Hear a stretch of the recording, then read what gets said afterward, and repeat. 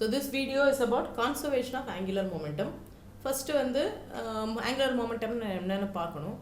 Linear momentum P இதை பார்த்துருக்கோம். It is m into v. So moment of linear momentum is known as angular momentum. So let us say angular momentum is equal to r into p. That is moment of னு நம்ம சொல்லும் போதே you always multiply by distance.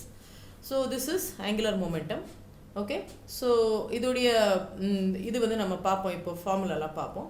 So when you speak about angular momentum வந்து moment of linear momentum. இதை தவிர angular momentum is also given by moment of inertia into angular velocity I omega, or you can also say L is equal to m r square into omega, because I is equal to m into r square. So kg meter square per second வந்து இதோடைய unit. Okay, so now conservation of angular momentum. So conservation நம்ம பேசும்போதே என்னென்னா angular momentum is changing with time. So you are telling rate of change of angular momentum dl by dt. So that is equal to torque. Okay, so torque is equal to rate of change of angular momentum. இப்போது இந்த conservation of angular மொமெண்டமில் என்ன நம்ம சொல்கிறோன்னா I omega is always going to be a constant அப்படிங்கிறது தான் வந்து conservation of angular momentum.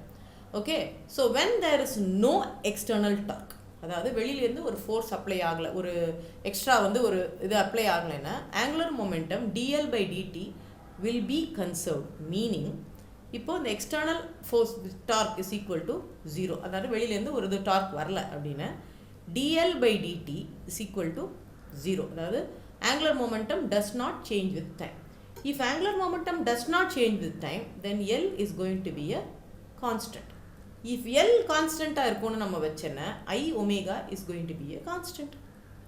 So I omega constant இருக்கணும்னு நம்ம சொன்னோன்னா I increase ஆச்சுன்னா omega decrease ஆகும், omega decrease ஆச்சுன்னா omega increase ஆச்சுன்னா I வந்து decrease ஆகும். அதாவது angular velocity increase ஆச்சுன்னா moment of inertia decrease ஆகும், moment of inertia வந்து increase ஆச்சுன்னா angular velocity decrease ஆகும். இதுதான் வந்து conservation of angular momentum உடைய basic explanation. நான் ஒரு சின்ன எக்ஸாம்பிள் இப்போ கொடுத்துட்றேன்.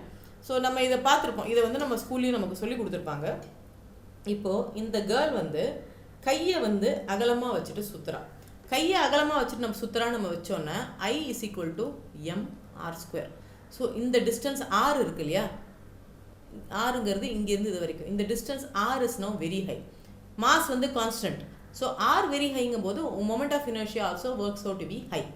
ஸோ இப்போ வந்து ஒரு certain velocity, let us call that, இப்போ I1ல இருக்குது இது, let us call that velocity omega 1. So let us say L is equal to I1 into omega 1. இப்போது எக்ஸ்டர்னலாக எந்த ஒரு இதுவும் இல்லாமல் she is tucking a hand inside, அதாவது இப்படி விரிச்சு வச்சுருக்கிற ஹேண்டை வந்து she is tucking inside. So இந்த ஆர் இது வந்து R1ன்னு வச்சுக்கோ. இப்போ வந்து உன்னுடைய distance R has change, it becomes R2 square. So R where let us say R2 is less than R1. R2 is less than R1ங்கும் போது I2 becomes less than I1. So இவ கையை டக்கின் பண்ணும்போது I reduces, but what happens is இவ கையை tuck in பண்ணும்போது automatically ரொம்ப ஃபாஸ்ட்டாக சுற்றுவோம். So what happens, you get another speed omega 2. So first கேஸில் இப்போ என்ன ஆகுதுன்னா this has reduced, I2 is less than I1 ஆயிடுது, but what is happening, omega 2 is greater than omega 1. So what is happening, இந்த moment of inertia decrease ஆகும்போது இது வந்து increase ஆகுது. This is the basic example of conservation of angular momentum.